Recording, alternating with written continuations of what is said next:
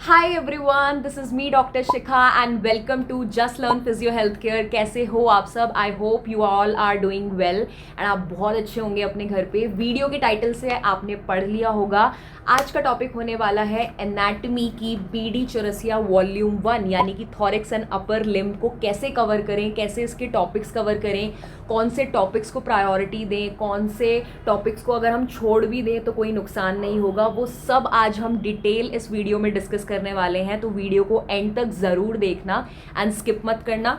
Okay, so book लेकर के बैठ जाओ, पेंसिल लेकर के बैठ जाओ एंड जैसे जैसे मैं बताऊंगी वैसे वैसे आप टिक कर सकते हो। ओके, तो सबसे पहले इसको स्टार्ट करने से पहले मैं दो चीज़ बोलना चाहूँगी कि इस बुक से जो आपको बिल्कुल भी स्किप नहीं करना है वो है बोन्स, ठीक है, वो है मसल्स, नर्व सप्लाई और आर्टरी, बिकॉज ये तो बेसिक चीज़ें हैं पूरी बुक में। जहाँ पे भी आपको बोन्स दिख रही हैं वो आपको पढ़नी है, जहाँ पे भी मसल्स दिख रही हैं वो आपको पढ़नी है, जहाँ पे भी नर्व्स आर्टरी सप्लाई दिख रही है वो आपको पढ़नी है।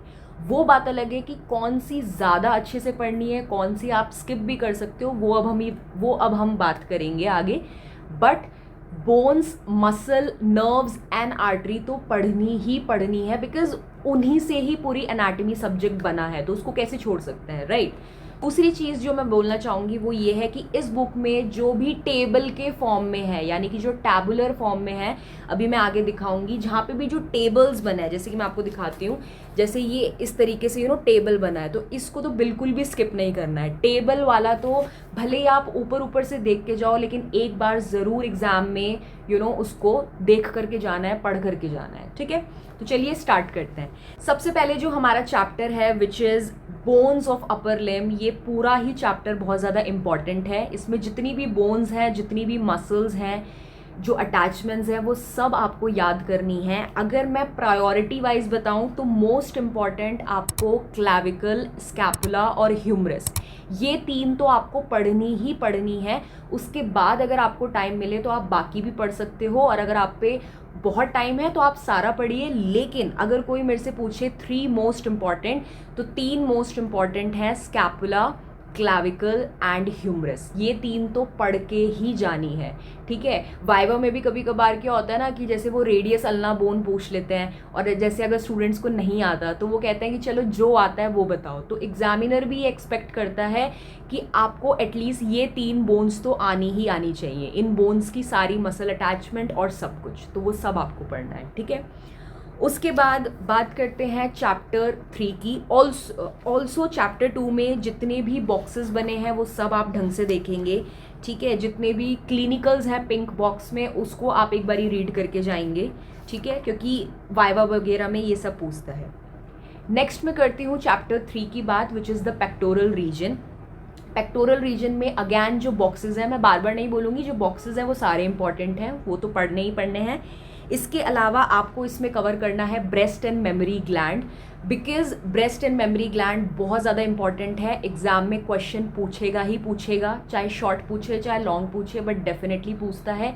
आपको सब कुछ करना है, ठीक है। उसके क्या डीप रिलेशंस हैं, कैसे लिम्फेटिक्स हैं, सब कुछ इसमें। बस आप हिस्टोलॉजी जो है इसका ब्रेस्ट का वो स्किप कर सकते हो, उसको आप रहने दो। बाकी डेवलपमेंट सब कुछ आपको पढ़ना है, स्ट्रक्चर, रिलेशन, सब कुछ।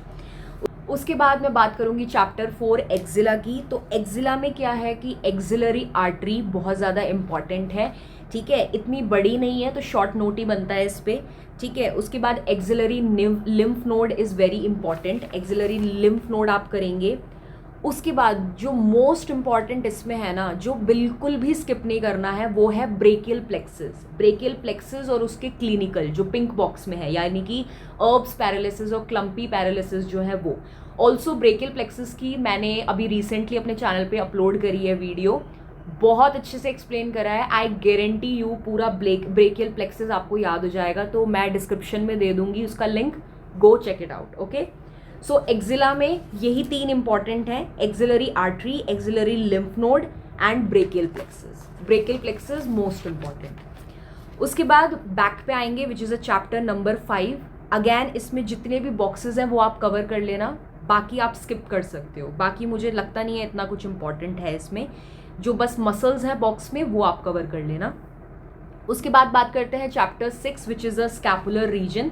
स्कैपुलर रीजन में यूजुअली क्या है, शॉर्ट नोट्स बनते हैं, जैसे कि रोटेटर कफ। रोटेटर कफ तो बहुत ही ज़्यादा इंपॉर्टेंट है। रोटेटर कफ मसल्स, उसकी क्लिनिकल्स, ठीक है ना, आधे से ज़्यादा जो शोल्डर की क्लिनिकल कंडीशन है वो रोटेटर कफ पे ही है।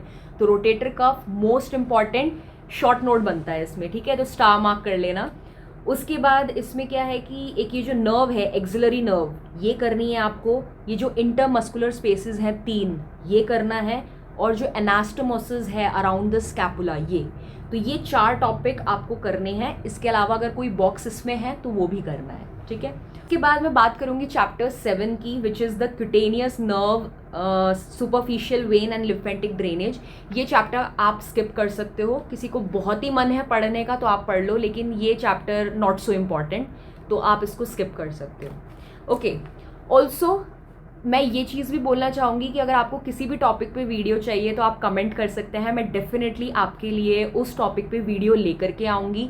अगर किसी को एनाटॉमी पढ़ने में दिक्कत है, चैप्टर वाइज भी मैं एनाटॉमी लेकर के आ सकती हूँ, लेकिन उसके लिए आपको वीडियो को ज़्यादा से ज़्यादा शेयर करना है और वीडियो में ज़्यादा से ज़्यादा कमेंट करने हैं कि आपको लेक्चर्स चाहिए, क्योंकि तभी मैं लेकर के आऊँगी, वरना मुझे कैसे पता चलेगा कि आप लोगों को चाहिए, ठीक है। तो अगर आपको एनाटॉमी की लेक्चर्स चाहिए चैप्टर वाइज इस बुक के, तो कमेंट डाउन बिलो, ओके।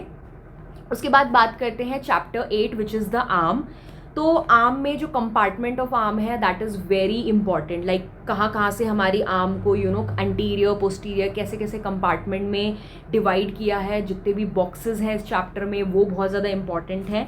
इसके अलावा जो आपको करना है that is a brachial artery. मैंने कहा ना, बोन्स, मसल, आर्टरी, नर्व्स जहाँ पे भी आ रही हैं वो सब आपको करना है। अब जैसे ये आर्म वाला चैप्टर है तो यहाँ पे ब्रेकियल आर्टरी आ रही है, तो ये आपको डेफिनेटली करनी है, दिस इज़ वेरी इंपॉर्टेंट। उसके बाद क्यूबाइटल फॉसा बहुत ज़्यादा इंपॉर्टेंट है। क्यूबाइटल फॉसा पे तो शॉर्ट नोट बनता ही बनता है, तो जो भी उसका रिलेशन है, बाउंड्रीज हैं, डायग्राम्स हैं, सब कुछ याद करना है, ठीक है। इसके बाद आ जाओ chapter number 9 which is the four arm and hand. तो फोर आर्म एंड हैंड में क्या है कि आपको सारी मसल्स करनी है। इसके बाद जो पामर एपियोनेरोसिस है वो करना है, एनाटॉमिकल स्नफ बॉक्स करना है। उसके अलावा यहाँ पे जो फ्लेक्सर रेटिनाकुलम है दैट इज़ वेरी इंपॉर्टेंट, ठीक है। तो जितने भी मैंने आपको ये टॉपिक्स बताए ये सारे के सारे शॉर्ट नोट्स में आते हैं, यानी कि जो मसल्स हो गई, पामर एपोन्यूरोसिस हो गया, एनाटॉमिकल स्नफ बॉक्स हो गया, रेडियल अल्नर जो आर्टरीज हो गई, ठीक है ना, लॉन्ग में भी आ सकता है, शॉर्ट में भी आ सकता है, फ्लेक्सर रेटिनाकुलम हो गया, ये सब शॉर्ट नोट्स वाले हैं। लेकिन इसमें जो मोस्ट इंपॉर्टेंट है ना that is the intrinsic muscle of hand, बहुत ज़्यादा इंपॉर्टेंट है। अपने आप में भी जो हैंड रिहैबिलिटेशन है ना, जो हैंड रिहैब आप देखोगे जब भी आपकी पोस्टिंग्स लगेंगी या इंटर्नशिप में भी, हैंड रिहैबिलिटेशन अपने आप में पूरा एक डिपार्टमेंट होता है, पूरा एक बहुत वास्ट टॉपिक है। तो जो भी इंट्रेंसिक मसल्स ऑफ हैंड है वो तो आपको ज़रूर से करना है, क्योंकि इस पर क्योंकि इसमें क्या है कि लॉन्ग क्वेश्चन भी इसमें एग्जाम में बनता है, तो you don't have to skip it. तो इंट्रेंसिक जो मसल्स हैं हैंड की वो ज़रूर से करना है, ठीक है। इसके बाद आते हैं हम chapter 10 which is the last chapter which is the joint. अब जॉइंट जो होता है वो सारे इंपॉर्टेंट होते हैं। किस टाइप का जॉइंट है, आप पूरी बॉडी में जितने भी जॉइंट हैं और वो किस टाइप का जॉइंट है, whether it is a saddle joint और whether it is a ball and socket joint और अ साइनोवियल जॉइंट, ये सब आपको पता होना चाहिए, यानी कि पूरी बॉडी के जॉइंट्स आपको पता होना चाहिए। लेकिन अगर मैं एग्जाम पॉइंट ऑफ व्यू से बताऊं कि कौन सा इंपॉर्टेंट है थ्योरी बेस से, थ्योरी पर्सपेक्टिव से, तो उसमें ज़रूर से आपको शोल्डर जॉइंट करना है, ठीक है। शोल्डर जॉइंट के अलावा आपको जो रिस्ट जॉइंट है वो करना है, एल्बो जॉइंट भी आप कर सकते हो, यानी कि जो 3 ये इंपॉर्टेंट जॉइंट्स हैं ये तो करने ही करने हैं। इसके अलावा ऑफ कोर्स अपर लिम्ब के जो हैं ये 3 मोस्ट इंपॉर्टेंट जॉइंट्स हैं, ठीक है। इसके अलावा कैरिंग एंगल के बारे में पता होना चाहिए, जो कि एल्बो का बहुत इंपॉर्टेंट टॉपिक है। Carrying angle definitely short note बनता है इस पर। इसके अलावा सुपिनेशन एंड प्रोनेशन के बारे में आपको पता होना चाहिए एल्बो में। एंड रिस्ट का मैंने ऑलरेडी बता दिया, रेडियो कार्पल जॉइंट बहुत ज़्यादा इंपॉर्टेंट है। Okay guys, so that is it. तो ये पूरे के पूरे मैंने आपके जितने भी 10 चैप्टर्स थे उनके मैंने आपको मोस्ट इंपॉर्टेंट टॉपिक बताए BDC की वॉल्यूम 1 के। तो आप सबसे पहले जो मैंने आपको टॉपिक्स बताए उन्हीं पे ही फोकस करो। अगर आपने वो कर लिया, आप ये पूरी मोटी बुक समझो आपकी हो गई। ठीक है, अब बात ये आती है कि पढ़ने का तरीका कैसे है। मैंने ऑलरेडी शॉर्ट वीडियो बनाई थी इस पे, बट मैं यहाँ पे भी एक्सप्लेन कर देती हूँ जो एंड तक इस वीडियो को अभी तक देख रहा है। पढ़ने का तरीका यही है कि जल्दीबाजी नहीं करनी है, क्योंकि एनाटमी बहुत ईजी सब्जेक्ट नहीं है, इंटरेस्टिंग बहुत है। अगर एक बारी समझ में आ गया इट इज़ वेरी इंटरेस्टिंग, और कभी नहीं भूलोगे अगर रटोगे नहीं। ठीक है, रटना नहीं है कोई भी टॉपिक। अगर आप सपोज एक टॉपिक लेकर के बैठ रहे हो तो डोंट बी इन अ हरी। आप जल्दीबाजी में मत रहो कि मुझे ये भी करना है, ये भी करना है, ये भी मैं रट लूँगी, नहीं। एक टॉपिक अगर आप लेकर के बैठ रहे हो, अपने साथ फ़ोन लेकर के बैठो, ठीक है। आप क्या करो, उसकी रीडिंग करो। अगर आपको लगता है कि आपको रीडिंग करके समझ नहीं आ रहा है, कोई भी यूट्यूब चैनल खोलो जो कि एनाटमी एक्सप्लेन कर रहा हो, आप उसकी बातें सुनो, बुक में ध्यान रखो और अंडरलाइन करते रहो जैसे जैसे वो इंपॉर्टेंट चीज़ें बता रहा है। तो आपने क्या किया, आप अपनी आंखों से बुक्स में देख भी रहे हो, आप यूट्यूब से सुन भी रहे हो, तो यानी कि आप अपनी दो सेंसेस को यूज़ कर रहे हो। तो उससे क्या है कि एक बेटर अंडरस्टैंडिंग होती है। साइड बाय साइड अगर आपको कुछ समझ नहीं आ रहा है कि अरे इसने बोला कि यहाँ से यहाँ पे हो रहा है, पर आपको समझ नहीं आ रहा है, तुरंत गूगल पे जाओ, गूगल पे उसकी इमेज देखो, माइंड में इमेज बनाओ कि अच्छा ये इस तरीके से दिखता है, समझ आ रही है। तो ये तरीका होता है एनाटमी पढ़ने का। जितना आप डायग्राम्स देखोगे, जितना आप डायग्राम्स पे फोकस करोगे, जितना आप 3D स्ट्रक्चर्स पे फोकस करोगे, जितना दिमाग में आपके चीज़ें इंसर्ट होंगी, उतना ज़्यादा आप एक बेटर इमेज बना पाओगे अपने माइंड में, और आप उस चीज़ को कभी नहीं भूलोगे, आई गारंटी यू। कहीं आपको लग रहा है कि आपको याद नहीं हो रहा है, आप खुद से निमोनिक टेक्निक्स बना सकते हो, ठीक है ना। कोई गाने के फॉर्म में हो सकता है, या जो भी चीज़ आपको अच्छी लगे, आप निमोनिक टेक्निक्स बना के उसको याद कर सकते हो। बिकॉज मेन थिंग इज़ कि उस चीज़ को आपको याद करना है।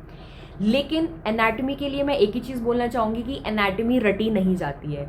जो लोग भी इसको रट रहे हैं वो बहुत बड़ी गलती कर रहे हैं। बिकॉज आप एक मेडिकल स्टूडेंट हो, आप कब तक रटोगे, है ना। आप एक बार ही पढ़ रहे हो, आप रटोगे, आप एग्जाम में अच्छे नंबर तो ले आओगे, लेकिन उसके बाद आप भूल जाओगे। तो क्या फ़ायदा हुआ आपका मेडिकल स्टूडेंट का जब आप चीज़ें भूल ही रहे हो।